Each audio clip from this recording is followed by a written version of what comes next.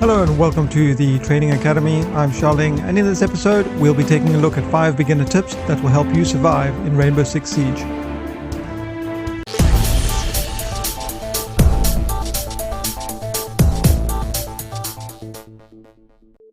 So before I get onto the actual tips, I want to say that getting a decent amount of renown right off the bat is relatively easy. Each single player situation has 3 challenges you can do that will net you 200 renown each. That's a potential 600 for each situation, of which there are 10 available. So that's already 6,000 renown. These situations aren't very difficult and really shouldn't take you too long to do. You can also get another 600 by just watching the 3 tutorials in the game.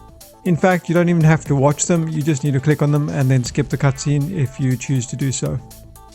Okay, so let's get on to those tips. Tip number 1. Aim down sights.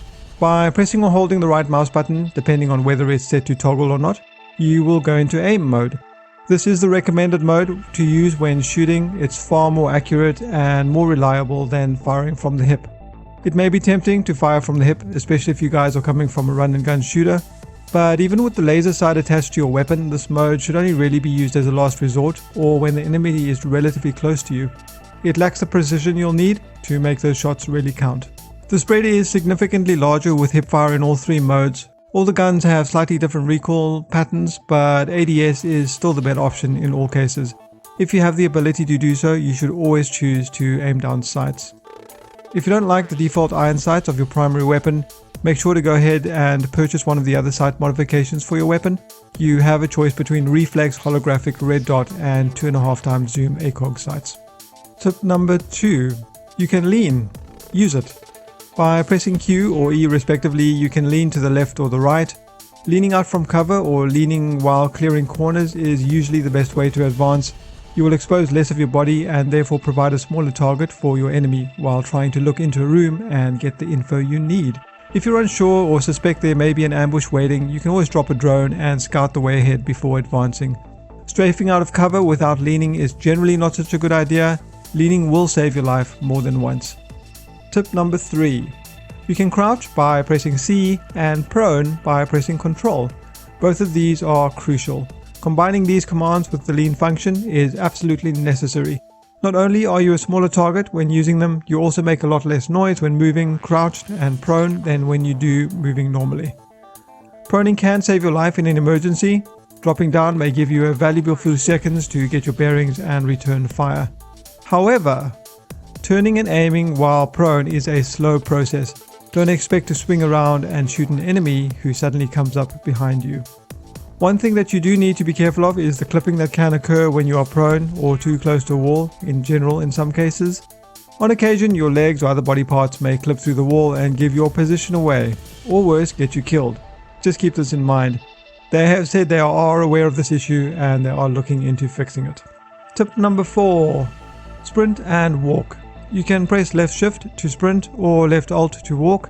Sprinting is a faster way to get around. There is no stamina mechanic in the game, so you can sprint for as long as you need to.